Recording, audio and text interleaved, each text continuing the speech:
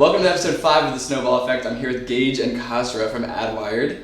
We're sitting here in the hot tub. Today's the first time we're doing an episode where the water is cold, so hopefully we'll be a little more alert. I don't know if you guys have noticed in the previous episodes we're dripping sweat like aggressively, so hopefully that wouldn't be an issue today.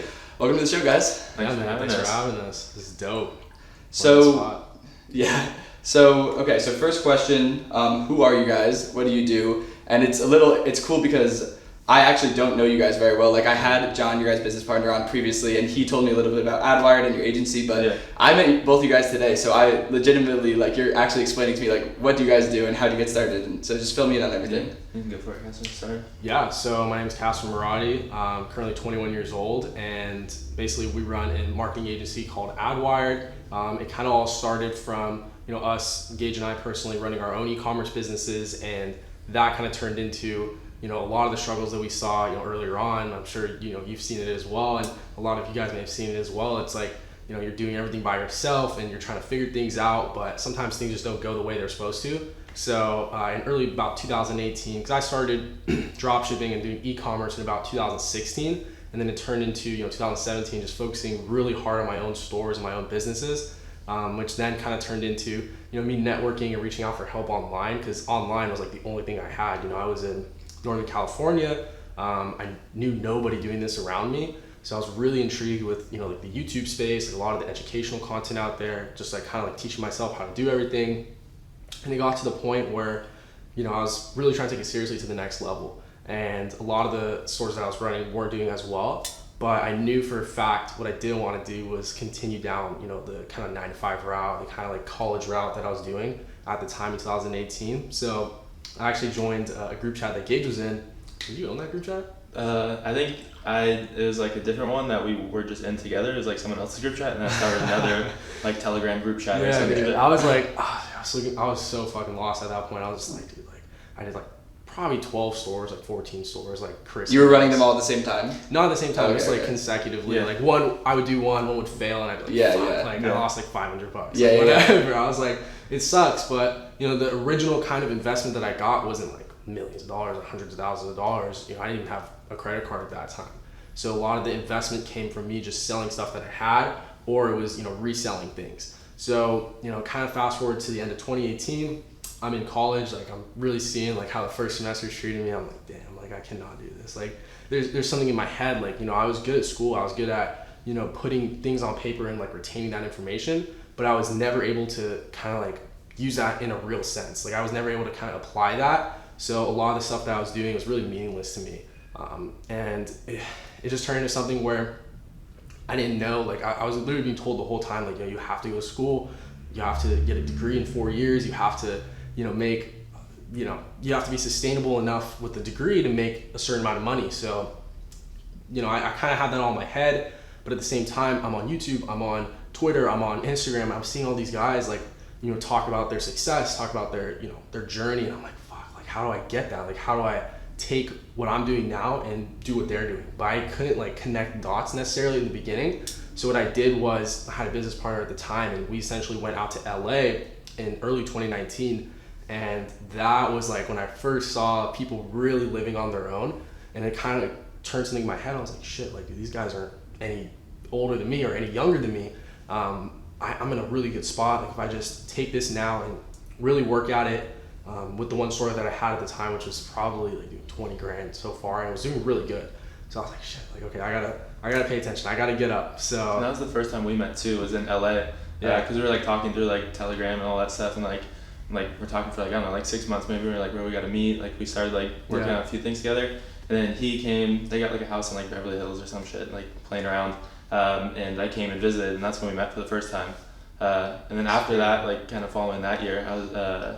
He was. Where'd you go? You went to go some random state to go the monk mode or some shit. Yeah, it was. Oh really? Yeah, it was crazy. No, because dude, at one point, I told you, in January 2019, I literally saw 10 kids online, in real life, in person, in front of me. They had nice houses. They had established businesses. I was damn, what am I doing wrong? I'm not necessarily doing anything wrong, but it's how can I get to their level? How can I kind of get past this? So I go back home for about a month, and my mindset just completely changed. I pretty much launched 3 new stores at that point, and I stopped kind of doing what was not profitable for me, which at the time was Facebook ads. Funny enough, like now we really only focus on Facebook ads at the agency, but it's like at that time I knew for a fact I needed revenue. I needed to establish myself. So what I did was I launched those stores, and then at one point I went back out to LA, and that's when I met Gage again. And dude, it was so funny. Like on that trip, my mindset just completely shifted. I was like, dude, I'm not doing this anymore. Like I'm literally at this point, I probably made like 80 grand, like not profit, like 80 grand in revenue. So like my head was getting kind of bigger. I was like, hey, I'm a big guy now. So I call my parents in Beverly Hills actually, and I'm like, damn, like I'm not gonna go back to school. And I come back, and actually what I'm gonna do is I'm gonna move across the country with these guys that I just met a month ago. And that was in Pennsylvania. So I moved to Pennsylvania, and that was for like. So your parents were fine with you doing this? Well, at that point, they knew like where my head was at, right? Like they already knew that I wasn't going to be able to continue college, even though I had great grades. And they were like, "Listen." They just knew you weren't into it. They knew I wasn't into it, but they're the type of parents where they're like, "Yo, you cannot not have a college degree," at that time at least. And then I started explaining it to them. Obviously, when I got back, I was like, "Look, like this is the full situation. Like I haven't been only dropshipping. Like I've been trying to, establish a real business for myself, open an LLC, all these things." So I got to Pennsylvania. And the reason I did that was I was trying to kind of remove myself from that, because I dropped out in February and I was still around all the same people that I was pretty much growing up with. So it was like really hard for me to like remove myself from that environment, even though like I knew like I had to grind, I knew I had work to do. So I moved to Pennsylvania, town of like 2,000 people, super small, and we're living in like this condo. So that's kind of where things changed for me. That's where I kind of made the most money in like a small period of time, which was like 2.5 months. I made like 350 grand in total off 2 stores. And from there, I just kind of took that momentum, got back here and moved in with him. I sent him a text like just randomly out of nowhere, because I was wanting to move out too, kind of same scenario. Like I was going to school. I went to like a little community college, and I had a store that was just like popping off. And I was just kind of barely passing my classes. I was getting tired of it. And I ended up getting like a huge like PayPal like hold for like 40-50 grand. Yep. And I was like, fuck, like what do I do? Like I was literally walking into class one day, and like I get like an email or like call from like PayPal, and they're like trying to like pull like $40,000 out of my bank account. And I was like, bro, like there was like a whole story behind that too. Like I got screwed over by like a supplier and like a bunch of shit. Like basically like that was kind of like my make it or break point. Like, do I need to go to school and like just do that, or do I just want to stick to my business? So like I ended up just stopped going to school, did the business. My parents were the same way. They were like sketchy about it, obviously, because they're like really like like old school in a way. So I ended up dropping out of school. So they're like, if you're not going to go to school, you have to get your own house, all that stuff. So I hit up him, because I knew him from like a year. Like after that point, I was like, yo, let's get a house. And it was literally like 2-3 weeks like before I like needed to get the house, because we were just renting that one at first.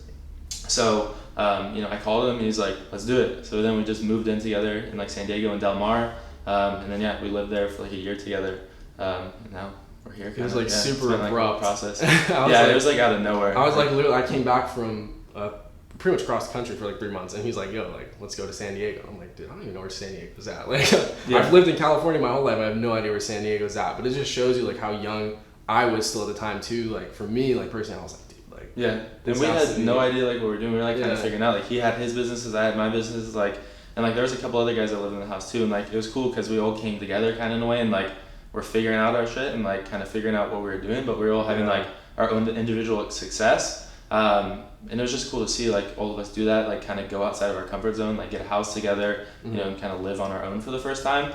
And then ever since then, like me and Kasra have just always worked together, so like pretty well. We've worked good together, so we started developing like agencies and built stores together and all that stuff. So that's kind of like in that house originally in Del Mar, like that's kind of where like AdWired originally like developed and stuff.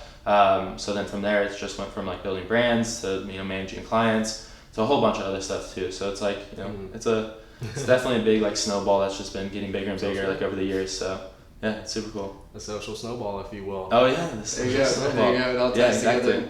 Okay, so you guys moved in together, started AdWired. Now that's, I guess, like your guys' full-time job. Just working on AdWired. So what are you guys working on today? Yeah, so I mean, as of right now, we have a handful of different things. So like I think, as you know, like the Charlie stuff, like that's one of our big clients that we work with directly, and we do kind of a lot of those like big drops with them. Explain that. Yeah, so like basically like AdWired is essentially like we're just like a marketing agency, so we kind of have like a full stack team now at this point. Originally it was just me and Kasra kind of doing all of it, building the stores, making all the ads, like doing all that stuff together. So now we have a team of what, like 23 people. Yeah, so that's 25. It's everything from content team, like full in-house content team, website developers, account managers, media buyers. Yeah.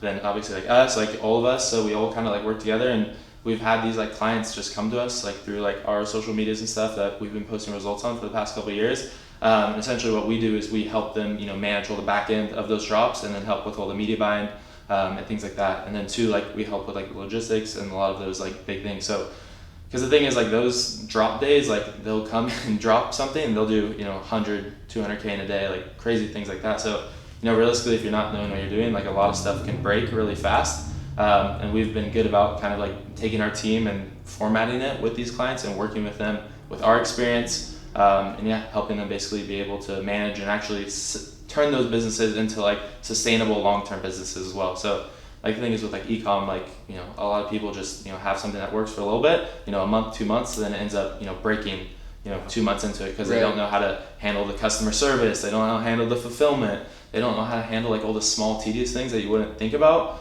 which is obviously like a really big issue because simply you don't respond to customer emails, your feedback score goes down. Yep.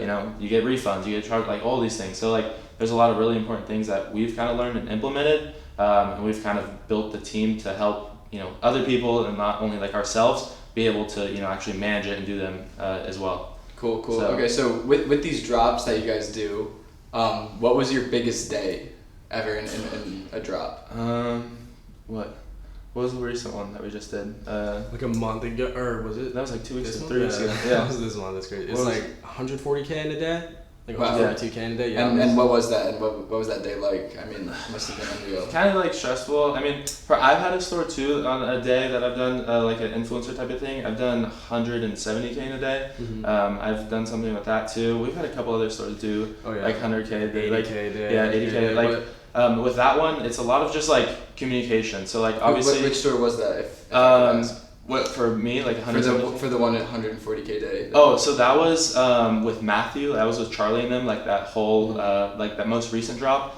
So it was one of their clients, or not one of their clients, but one of the guys. So just for people who don't know who Charlie is, and the background. You can kind of explain it to you guys. Yeah, so the Dreamer Foundation, which is the foundation that Charlie Rocket is a pretty big influencer on online, TikTok, Instagram, those sort of things. He essentially started a foundation a couple years back, and basically what they do and their goal is to find people with a dream and sort of a vision that they want to bring to life, but they don't have like the tools and the necessary ways to start a business. Mm-hmm.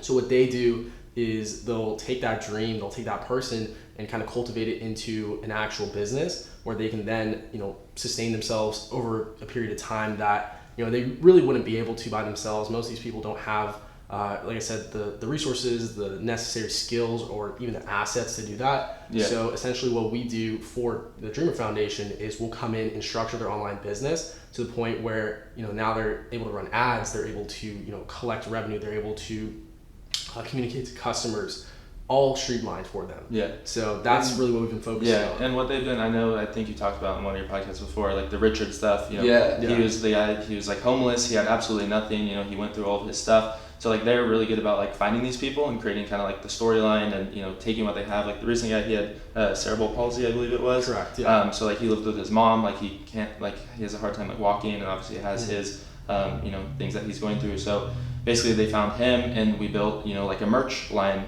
for him, and like it was cool because it took like his thoughts and his creativity, and it was all his like artwork and stuff that he made, because that was something he had a passion for and always wanted to do. But obviously he had those setbacks. Yeah. So alongside them and like us, like we basically took what he's always wanted to do and we helped him create that business. And then obviously Charlie, with the big platform he has as an influencer, it drove that big day. So that person, what was his name? Matthew. Yeah. He was the one who did 140K in a day. With you guys. Yeah. So the cool thing is like it's not for like us. It's not for Charlie and like all right. That. Like it's his business. It's theirs. Right. So, you guys are just like the service provider to set up the back end for it. 100%. So yeah, we help him, and then the cool thing is like after those drops happen, like we actually too like manage them in the long run too, and like help them sustain that. So he just doesn't have that one cool special day. Right. A year from now, maybe it's like a huge brand or it turns into like a big cause or something like that. So super cool. Yeah, it's been cool because like, Matthew, like he started from, with what he was doing, he grew up that business and now he's meeting like crazy people like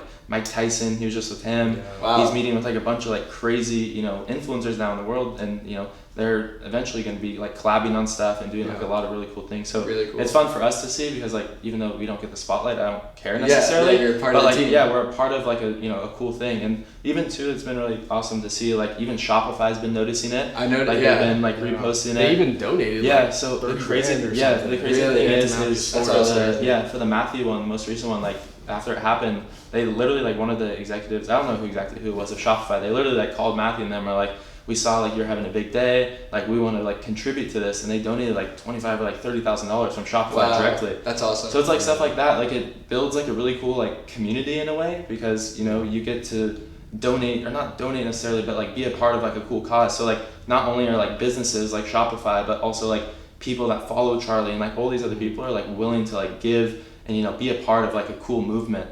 And it's not, it's definitely something that's like a unique way of kind of doing it, and it's like for a good cause at the end of the day. That's awesome. Yeah, I'm sure when you guys were first like building AdWired, you had no idea that it was going to take such a cool turn, but like this is so awesome that it worked out like that. And that's a crazy thing too, like kind of all started from like dropshipping for the most part. So like I don't know, like I always think dropshipping is a great stepping stone to like whatever you're going to do next. Like in your guys' case, like it turned like if dropshipping didn't happen, you guys wouldn't be in this awesome position with the Dreamer Foundation, like making all these cool projects happen. Absolutely. And it's been cool too, like working with that, like, and influencers like Charlie and stuff, like we've also got the opportunities to work with like other big celebrities as well, like because they see like we're able to get them to that point of like hitting like big numbers like that. So we've had a lot of other cool like influencers that we've worked with directly and like help them manage their drops as well, because the cool thing is about it is like once you do it so many times, like you can kind of build those SOPs and just duplicate it over and over and over again. And I think that's one thing that Kasra and I have got really good about, is like not only like building the team to manage it, but also like kind of duplicating like a system over and over again that can not break. Obviously there's going to be like a small tweak like here and there for every business, but like at the end of the day, like for most parts, there's like key fundamentals like to make sure things run smoothly. So as long as you're like building those SOPs and like making sure you're kind of doing it the right way, usually like things can go pretty smooth in most cases. That's awesome. Yeah, it's been super fun. So super fun. Cool. All right, so then last question. As e-commerce experts, industry experts, you guys are obviously super like in the weeds of the space. Yeah. What would you say is like one big trend that's happening right now, like something that people may not even know about yet, or just something that's super new that's happening right now in the e-commerce space that people should know about? Yeah, and I'd say to like kind of answer your question directly. So like in terms of like e-commerce trends and stuff that's like relevant now, like I would say the biggest thing in terms of like for advertising and stuff is like creatives. So like a lot of people struggle with like being able to kind of like mass produce creatives. As you can see, like a lot of things that are trending right now is like the TikTok, like everyone's literally talking about TikTok. And obviously like the whole iOS updates and a lot of stuff, like a lot of people can't, track the data that they used to normally do. So like for us, like we kind of took the investment of, building like our own content team, because realistically, like you have to scale fast nowadays, in my opinion. Like, there's a lot of like big kind of heavy like whale e-commerce business out there. So, if you don't have kind of like a good system of like getting creatives really fast and being able to test and cycle through creatives efficiently, and also top quality creatives, because advertising platforms are not the same as they used to be like 4 or 5 years ago. Like you used to be able to toss up like literally any image or anything like that and kind of it worked. Nowadays, like if you're not producing like really high quality content, you're going to be struggling in most cases. And two, like if you're just testing one creative and trying to make that dependent on if your store is going to work or not, like you're going to probably fail most of the times. Like in most cases, like we usually have like custom content shoots for everything that we're running. So like we basically have that so we can test and make multiple variables of everything we're doing. So like for instance, we have a graphics guy, we have a videographer, we have a photographer, we have a guy that makes 3D animations, because we can take all these different things and like do a photo shoot or like a content shoot, and I can make 50 different creatives. I can hand that to our media buyers and stuff, and then they can launch and test as many things as possible. Yep. So I would say that's a really relevant thing. And then also too, like watching for like the trends of like TikTok, a lot of the creatives and stuff that are working really well, like right now at current times, are like TikTok creatives. So I would say that's like another thing, like simply just making TikToks and like running those as ads as well is like a really easy way to do it. I know like you make a lot of TikToks like your stuff, like a lot of people make a lot of TikToks. Like I see like a lot of even apps and like different things like that using TikTok as a platform, like for creative basis. Even B2B companies. Yeah, no. So like I think that's like a really relevant thing. And then in terms of like the advertising aspect, for like the data and all that stuff, like the iOS, not depending on like, one platform, putting all of your eggs in one basket to run ads, because you may get a Facebook ban or you're having a hard time tracking the data. If you can get good about like running across multiple channels, TikTok, Facebook, Google, Snapchat, email marketing, SMS marketing, like having all that kind of set up is a really good thing, because you're not just sitting there like, oh, like half my data is not tracking on Facebook, blah, blah, blah. Right. Like, obviously it's going to happen. Like no one can get around it. Like I know people try to say like, oh, there's like these crazy workarounds and all this and that. Like there's generally not. Like it is what it is. Like, those iOS updates did happen, and you just have to focus on being able to, move across and try other advertising platforms. Like for us, all the stuff that we're doing Facebook still, we're still doing Google, we're still doing everything, but like we've been really focusing on TikTok. Because it works well. Like it's kind of like the up and coming thing right now.